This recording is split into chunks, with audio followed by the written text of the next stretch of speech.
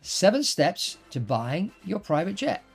Now, this is a very technical purchase, and so you really need to have somebody guide you through this. And this is what we're going to do here on this video today on BizJet TV. Welcome to the show. My name is Fabrizio. I'm your aviation advisor and the founder here of BizJet TV. So, point number one, or step number one, is why do you want to buy a private jet? Now, a private jet is, as I always say, it's a business tool. Don't think about it as a thing, but think about it as a device that's going to save you time. So don't focus so much on the airplane, but on the whole approach. You're going to save time, which is why choosing the right pilots is important, which is another point we'll get to in a minute. Anyway, so first is determining why you want to buy a private jet. So point one is why. So figure out where you're going to go with this airplane, what you're going to do when you get there, where you're going to base the airplane. These are all questions that need to be asked. Yes, you have to allocate a budget to buy the airplane and operate the airplane, but you need to think about how many deals are you going to do as a result of using the private jet, and how much money is that going to make you. And that will help you in determining your why. So think carefully about it, and a good aviation consultant, which is point number two, will help you determine your why and have a well-rounded reason for buying the airplane and how you're going to operate it. Now, an aviation consultant is key because this is a very technical thing. Someone like myself, I know the market, I know what's selling, what things are selling for, I know what airplanes can do because I'm an airline transport pilot myself. I've got thousands of hours flying private jets and for the airlines around the world. So I understand the technicalities of the private jet as well as the business advantages of flying private. So the best of both worlds, really. The third point, and I did mention this previously, is the pilots. And I did a whole video on this, which you can click on the link above for this or wait till the end and there'll be a link to the video why the pilots are so important. The pilots will keep you safe. The pilots fly the airplane. If you have one plane for 3 or 4 years and then sell it, you'll probably keep the same pilots. You want to attract good talent and you want to retain that talent. As I always say, the private jet needs to stay private, and one way for it to stay private is keep the same crew and keep the mouth shut and keep you safe. So that's really, really important. The next is the aviation lawyer.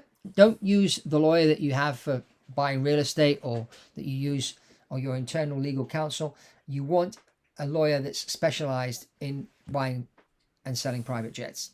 They know the legalities, they know the tricks and how to write the aircraft purchase agreement, which is the key document. They would have worked internationally as well, so they'll understand that. And so you really do need a good aviation lawyer. And if you work with me, I have a good team of lawyers that we can use. The next is the pre-purchase inspection. We just recently did one of these, acquiring a Gulfstream G4 for a client, and we went out to do the pre-purchase inspection on this G4, knowing it was an older airplane, knowing that there was a few defects in the cabin management system. And during the pre-buy, we discovered that the cabin management system was faulty, which we'd been told already, but what we didn't know is that the company that made that particular cabin management system was no longer in business, and therefore we couldn't find spare parts unless we found an aircraft which was a part out, and then we could, have those bits dismantled and we could have bought them. But unfortunately, we didn't find the pieces. And so during the pre-purchase inspection, it was determined that we needed a new cabin management system, which is going to cost $500,000. So the question was, do we just buy the airplane as it is and use it the way it is and not bother about, the window shades being able to come back up and down by pressing the button on your seat? You had to go to the back, and when you press the button, they all went up, all came down. Could the owner live with that, the new owner, my client, or would we need a new system? So we went back to the owner and we said, okay, we decided basically that we need a new system because the old system it can't be repaired. That's a $500,000 job. So therefore we thought we'd go halfway. So we want a $250,000 discount off of the price that we agreed in the LOI. The owner wasn't happy with that because he had somebody wanting to lease the airplane with the cabin the way it is.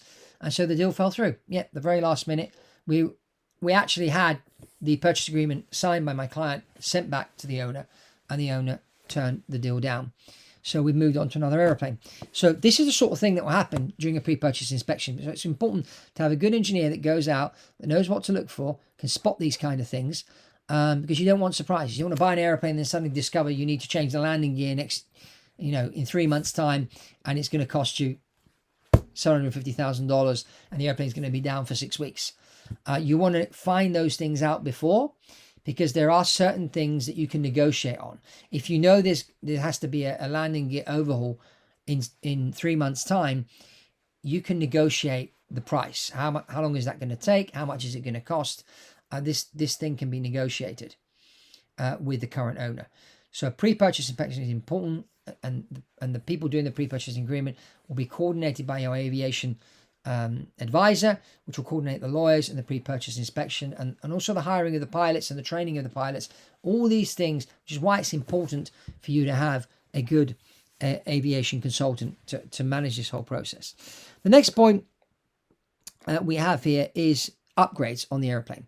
Now, sometimes buying an older airplane and upgrading things. I mean, now there's a lot of talk about putting Starlink and Wi-Fi in airplanes. There's a big buzz about that right now.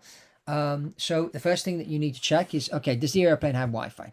Question number one. Number two is, does that Wi-Fi, does it work over the areas I need to fly? Now, there's a very popular one in America called the GoGo system, which works over the US. But as soon as you launch out from San Francisco to Hawaii, for example, over the ocean, it won't work. So over the ocean, you're going to need a satellite system. Some satellite systems are very expensive. What Elon Musk has done with Starlink, it's being gradually certified for a number of aircraft. So check that the STC is out for the particular aircraft you want to buy. How much is it going to cost? It's usually between $300,000 to $350,000 to have Starlink installed on your airplane, between the antenna and the box that goes into the airplane and that. And it needs to be certified for your particular aircraft. When you modify an airplane, you can't just modify a plane. Like when you do something on your house, or you rearrange your living room. Anything you move in an airplane, even moving a divan from the front to the back, it needs to be allowed. The airplane will need to be weighed again. The weight and balance need to be done again. There's all these things that have to be considered. So Starlink is something that certainly in the next few years, I can see more and more airplanes having this system installed on board. In particular, if you're flying across the ocean a lot, you're going to want Starlink, because today people are so accustomed to being connected to everybody 24/7 that it almost becomes a traumatic event to get on an airplane for 3 or 4 hours and not be connected to the rest of the world. Particularly if you're a business person, you want to keep your deals going and that you want to be connected.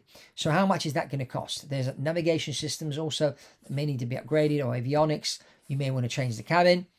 Sometimes you don't have to change the whole cabin, maybe just changing the seats, or reholstering the seats, changing the carpet. These are all things that can be done. So, this is stuff that needs to be analyzed when you're looking at buying an aircraft. Okay, what equipment does this have? What's the status of the paint on the outside? What's the status of the interior?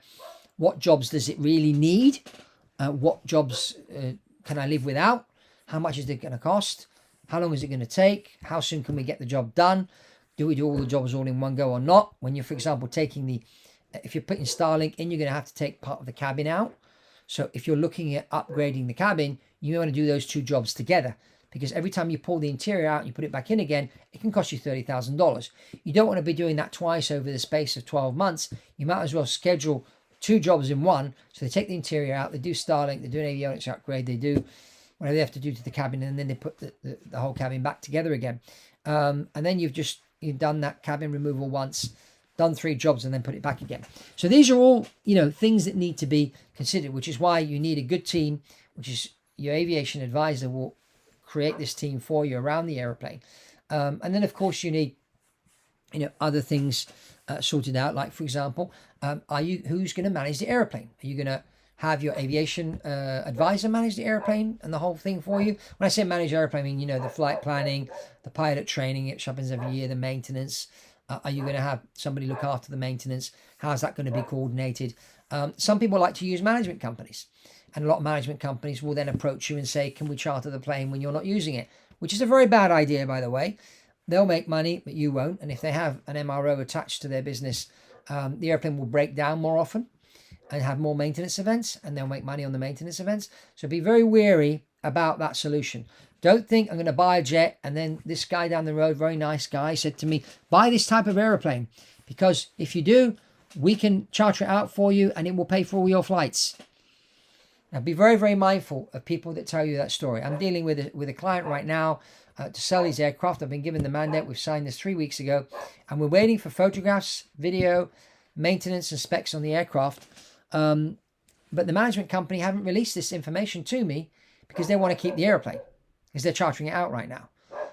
This company's in Europe. I've got a buyer in the US, but my buyer's not going to put an LOI down until he sees all the information on the airplane. So we're in a bit of a situation. So, as we speak now, in fact, the owner's in a meeting with the management company and say, hey, I need to sell my planes. 2 planes he has. I need to get rid of both. You've given me bad advice on buying these 2 airplanes. You guys have made money. It's cost me an arm and a leg. I really only needed 1 jet, but now I've had such a bad experience. I'm just going to go back to flying for the airlines and do the odd charter. We don't want this type of experience. We don't want people having this type of experience. So, if you're buying an airplane, you need a good advisor that can guide you through this whole process. Because at the end of the day, you're buying time. You want to get on that airplane. You want to be comfortable. You want to be safe. You want to be connected to the internet. So you can keep doing your business while you're at 45,000 feet over the Atlantic, flying between Tampa and London, for example. You want to be able to be connected in that.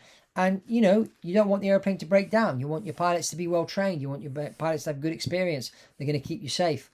And these are all things which are really, really important. So this is, a very technical purchase that needs to be approached in the right way. You need to hire an aviation consultant, pay them a retainer fee to get the project started, and then pay them some more money at the end. And if you want to retain them at the end of that on as your aviation manager to manage the airplane for you, that's something that may be able to discuss. Or hire a good pilot that can manage the airplane for you too. That's another option. But again, if you want to go ahead and buy an aircraft, I'm happy to talk to you and see what I can do for you. Me and my team here at Orville Aviation, see what we can do to help you with your aircraft purchase. Number one question, of course, is why do you want to buy the airplane? So that's really all from me on this episode of Visit TV, but more about the pilots in this other episode I did. You can click on the link there and grab yourself a copy of The Quantum Economy. Lots of information in here about private jets and how the private jet is really a business tool and will help you to get into that quantum economy and accelerate your business like never before. And that's all from me here, Fabrizio on Visit TV, and I'll see you on the next one.